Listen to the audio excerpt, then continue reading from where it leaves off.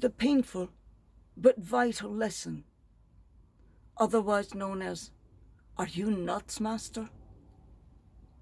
The Lord asks his chosen 12, "Who do you say that I am?"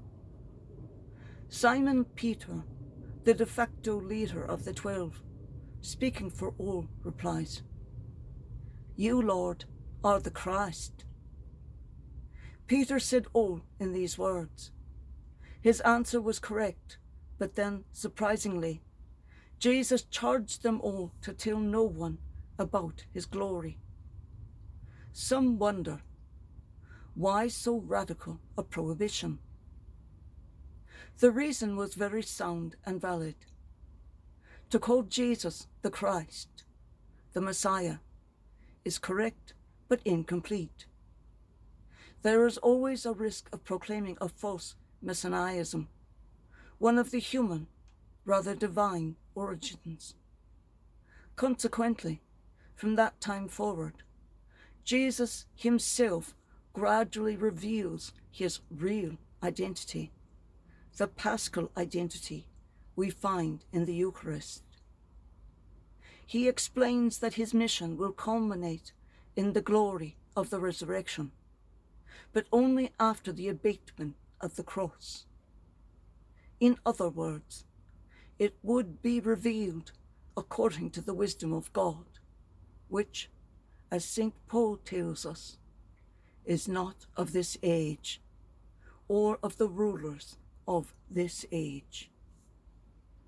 Jesus demands silence about his identity as the Messiah, but not about the cross that awaits him. In fact, the evangelist notes, Jesus began to teach openly that the Son of Man must suffer many things and be rejected by the elders, chief priests, and the scribes, be killed, and then rise again on the third day. Before these daunting words of Jesus, we too can be dismayed, taken aback.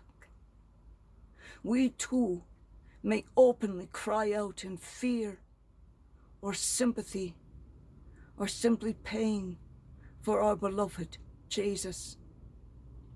We too would prefer a powerful Messiah that would fight back against these Jews rather than a crucified servant who went to his death silent as a lamb.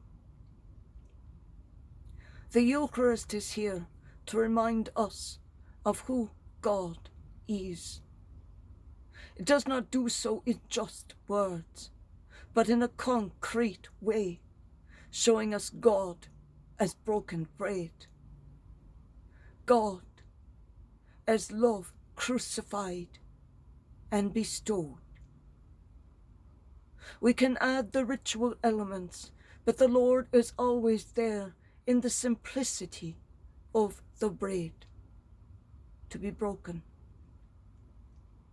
distributed, and eaten. For that act, that simple, glorious act, is his love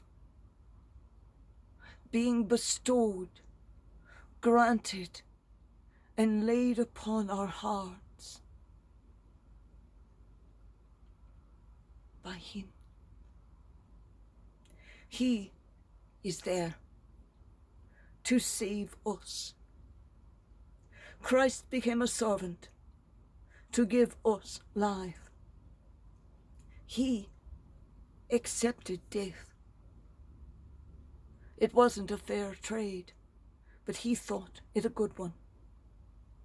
We do well to let ourselves be taken aback by those daunting words of Jesus, for it shows our love of him.